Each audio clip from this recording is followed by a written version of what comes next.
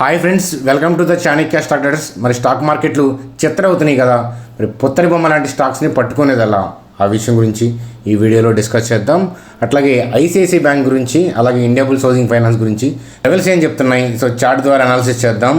అట్లాగే మన Nifty bank Nifty గమనం ఎట్లు మనం అనుకున్నట్లే సో మన లెవెల్స్కి రీచ్ అయినాయి కదా నిఫ్టీ బ్యాంక్ నిఫ్టీ. మరి షార్ట్ కవరింగ్ ర్యాలీ వచ్చే అవకాశాలు ఉన్నాయా, వాటి గురించి డిస్కస్ చేద్దాం. బుల్ ఏమన్నా తిరగబడుతుందా, సో టెంపరీ హాల్ట్, ఈ ఫాల్కి టీ బ్రేక్ ఏమన్నా ఉంటుందా, ఆ విషయాల గురించి ఈ వీడియోలో డిస్కస్ చేద్దాం. అట్లాగే ఇన్వెస్టర్స్ ఏం చేయాలి, ఈ క్రాష్ని ఎట్లా ఉపయోగించుకోవాలి, ఎట్లా ఇన్వెస్ట్ చేయాలి, వీటి గురించి కూడా ఈ వీడియోలో డిస్కస్ చేద్దాం. చూడండి ఫ్రెండ్స్, ముందుగా నిఫ్టీ గురించి. సో నిఫ్టీ యొక్క చార్ట్ చూస్తే కనుక మనం అనుకున్నాం, సో ఒక 6 to 7 వీడియోస్లో డిస్కస్ చేసుకున్నాం 10,753, 10,557 అని. సో ఎప్పుడో 11,600 దగ్గర ఉన్నప్పుడే మనం ఈ లెవెల్స్ ఇవ్వడం అనేది జరిగింది. సో 10,753, 10,557 ఇది ప్రాఫిట్ బుకింగ్ ఏరియా అనమాట. ప్రాఫిట్ బుకింగ్ ఏరియాగా కన్వర్ట్ అవుతుంది. అంటే ఈ ఏరియా నుంచి టెంపరీ బౌన్స్ అయితే వస్తుందన్నమాట. ఈ ఏరియాలో సో మనకు బౌన్స్ వచ్చినా రాకపోయినా షార్ట్ సేల్ చేయడం అనేది కరెక్ట్ కాదనేది నా పర్సనల్ ఒపీనియన్ అనమాట.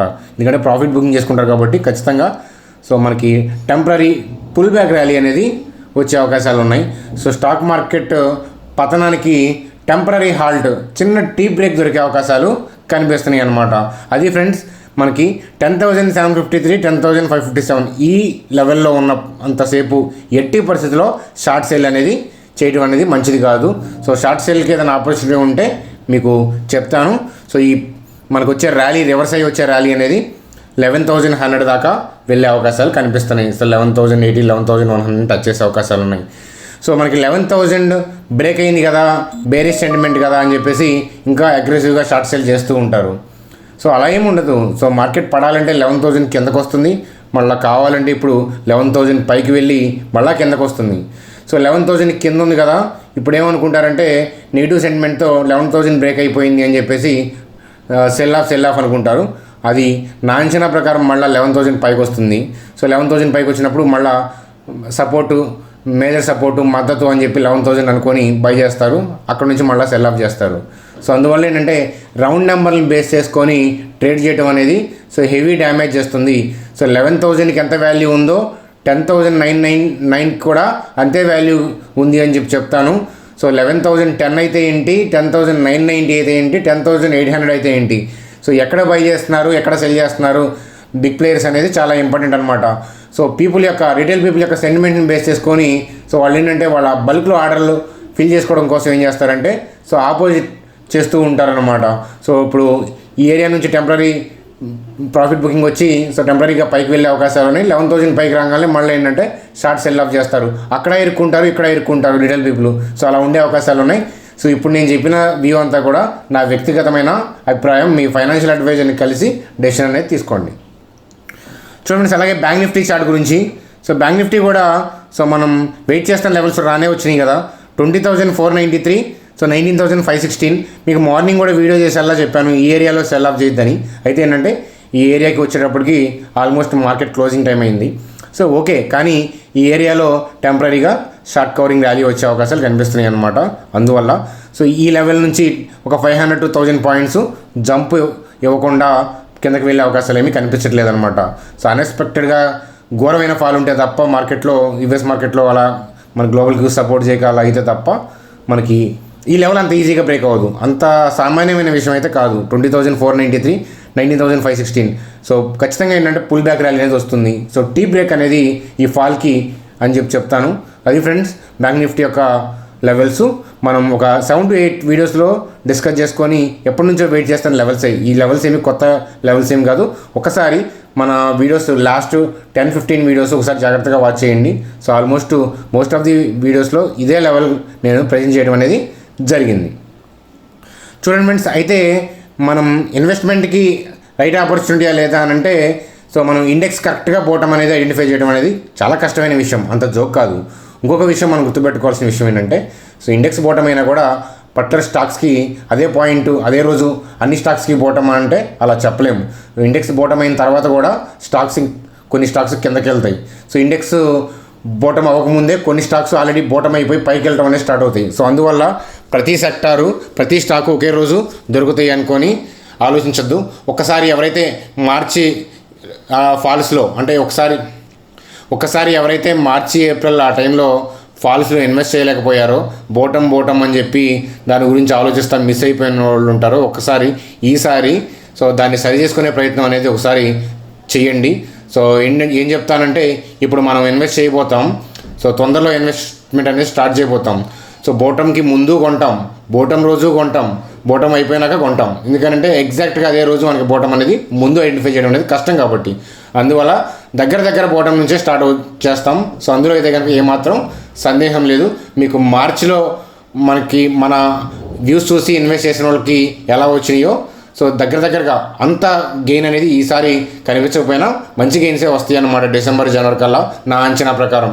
సో మార్చి నుంచి వచ్చిన రికవరీ అంత ఫాస్ట్గా అయితే ఈ రికవరీ ఉండదు, కానీ మనం లోయర్ లెవెల్స్లో స్టాక్స్ కొనుక్కుంటే మంచి రిటర్న్స్ ఇచ్చే అవకాశాలు ఉన్నాయని చెప్పి చెప్తాను. సో ఎలాగా అనేది ప్లాన్ చేద్దాం.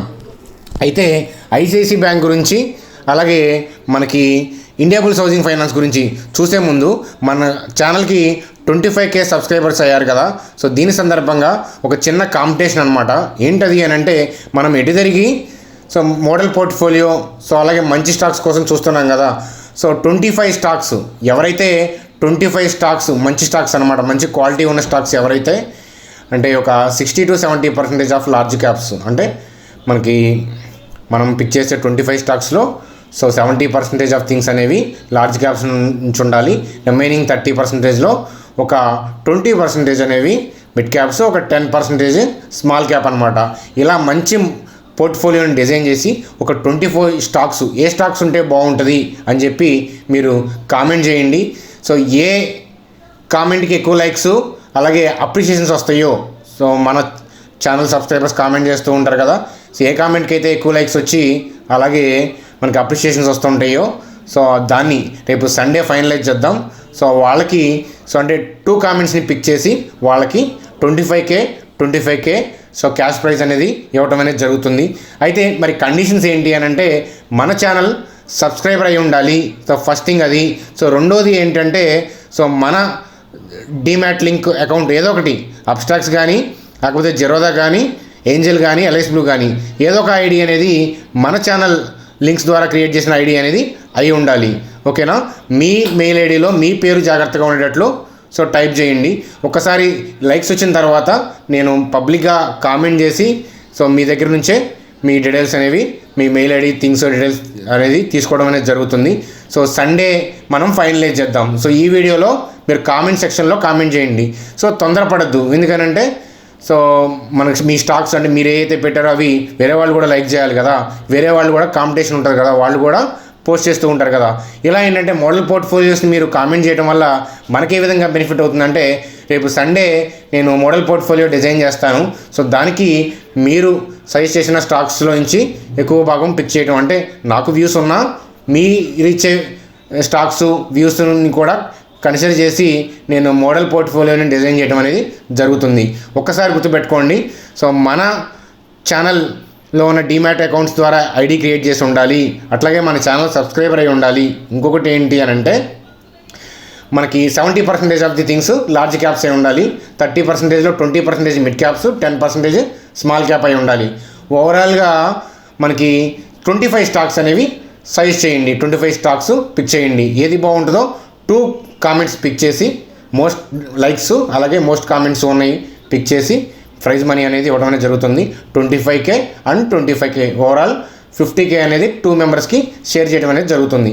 అది ఫ్రెండ్స్ దానికి సంబంధించిన థింగ్. ఈ అవకాశాన్ని మీకు ఇంట్రెస్ట్ ఉంటే కనుక వాడుకోండి. చూడండి ఫ్రెండ్స్, ఐసిఐసి బ్యాంక్ గురించి. సో ఐసిఐసి బ్యాంక్ అయితే కనుక సో ఏది ఏమైనా ప్రపంచం తల్లకిందులైనా కానీ 297, 285 లెవెల్లో కొని తీరుతాం. సో అందులో తిరగలేదు. సో ఒకసారి గుర్తుపెట్టుకోండి, 297, 285 ఈ లెవెల్స్లో మనం ఐసిఐసి బ్యాంక్ని పట్టుకోబోతున్నాం. సో మహా అయితే 268 దాకా వెళ్తుంది, అంతకంటే సో డౌన్ సైడ్ వెళ్ళే అవకాశాలు ఏమీ కనిపించట్లేదు. ఖచ్చితంగా 297, 285 అనేవి లక్రేటివ్ లెవెల్స్ ఐసిఐసి బ్యాంక్కి. అది ఫ్రెండ్స్ ఐసిఐసి బ్యాంక్ సంబంధించిన చార్ట్ అనాలిసిస్. చూడండి ఫ్రెండ్స్, అలాగే ఇండియా బుల్స్ హౌసింగ్ ఫైనాన్స్ గురించి. సో 123 అలాగే 80 లక్రేటివ్గా ఉంది. సో మనకి ఇండియా బుల్స్ హౌసింగ్ ఫైనాన్స్ అనేది లాస్ట్ మనం మార్చి ఫాల్ ఆ టైంలో ఇన్వెస్ట్ చేసినప్పుడు హైయెస్ట్ రేట్ ఇచ్చిన స్టాక్ నా పోర్ట్ఫోలియోలో, మీకు కూడా అయి ఉండొచ్చు. అయితే కానీ లీస్ట్ వెయిటేజ్ ఇచ్చిన స్టాక్ కూడా అదే, అంటే వెయిటేజ్ తక్కువ ఇచ్చాము. సో చూడండి ఎందుకు అని అంటే ఇదే. సో మనం రిలయన్స్కి వాటికి ఎక్కువ వెయిటేజ్ ఎందుకు ఇస్తామంటే కరెక్షన్లో కూడా అంత క్రాష్ అవ్వవు, అంత ఆపర్చునిటీస్ దొరకవు అనమాట. ఇవి అట్లా కాదు. సో మనకి చూడండి ఎక్కడ దాకా వెళ్ళింది, అది దగ్గర 277 280 దాకా వెళ్ళిపోయి మళ్ళీ 138లో ఉంది. సో అందువల్ల ఏంటంటే మనం జాగ్రత్తగా పోర్ట్ఫోలియోని డిజైన్ చేసుకోవాలి. ఇలాంటి స్టాక్స్ కూడా ఉండాలి, కాకపోతే వెయిటేజ్ అనేది చాలా చాలా ఇంపార్టెంట్ అనమాట. సో 123.80 అనేది లక్రేటివ్. చూడండి డౌన్ ట్రెండ్ లైన్ని సో ఇక్కడ బ్రేక్ చేశారు అంటే ఇక్కడ బల్క్లో ఆర్డర్స్ ప్లేస్ చేసి బ్రేక్ చేయాలి.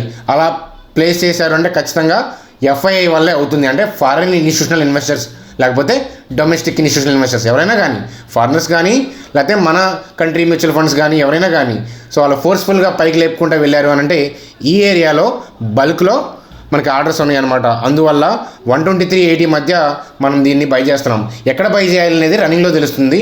సో నా వ్యూ అనేది ఖచ్చితంగా మీ గ్రూప్స్లో క్వాంటిటీతో సహా అనేది మీ క్యాపిటల్ తగ్గట్టుగా సజెస్ట్ చేస్తూ వ్యూ అవడం అనేది జరుగుతుంది. అది ఫ్రెండ్స్ ఇండియా బుల్స్ హౌసింగ్ ఫైనాన్స్కి సంబంధించిన లెవెల్స్.